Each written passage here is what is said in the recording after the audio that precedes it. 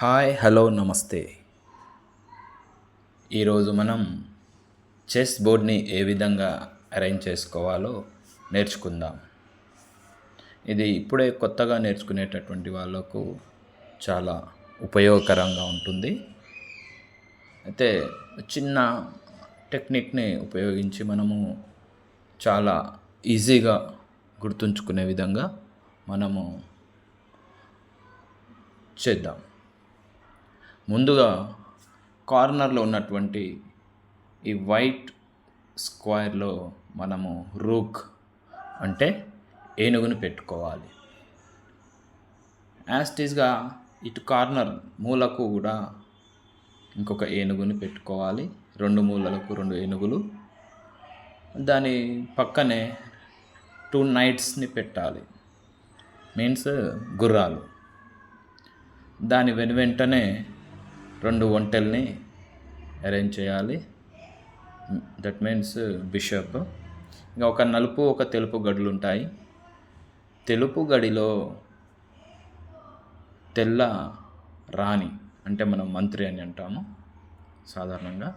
పక్కన మిగిలినటువంటి డార్క్ స్క్వేర్లో నల్ల గడిలో మన రాజుని పెట్టాలి.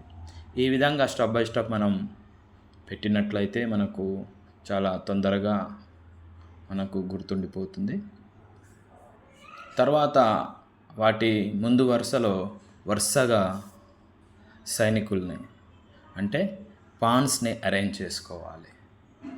ఇదే విధంగా మరి బ్లాక్ పీసెస్ని కూడా ఎదురుగా సేమ్ ముందుగా 2 మూలల్లో 2 రూక్స్ని, తర్వాత పక్కనే నైట్ గుర్రం వస్తుంది, వెంటనే పక్కన 2 ఒంటెల్ని అరేంజ్ చేసుకోవాలి.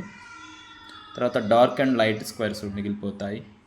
డార్క్ స్క్వేర్లో రాణి క్వీన్ని పెట్టాలి. లైట్ స్క్వేర్లో తెల్లగడిలో మన రాజుని పెట్టాలి.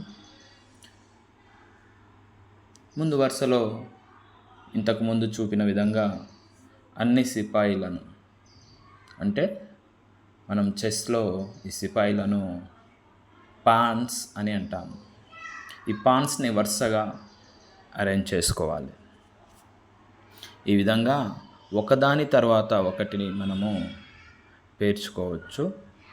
ఇలా ఒక పద్ధతి ప్రకారంగా మనము పీసెస్ని అరేంజ్ చేస్తే చాలా తొందరగా గుర్తుంచుకోవచ్చు. ఇప్పుడే నేర్చుకునేటటువంటి చెస్ ప్లేయర్స్కి ఇది ఉపయోగకరంగా ఉంటుంది. Thank you.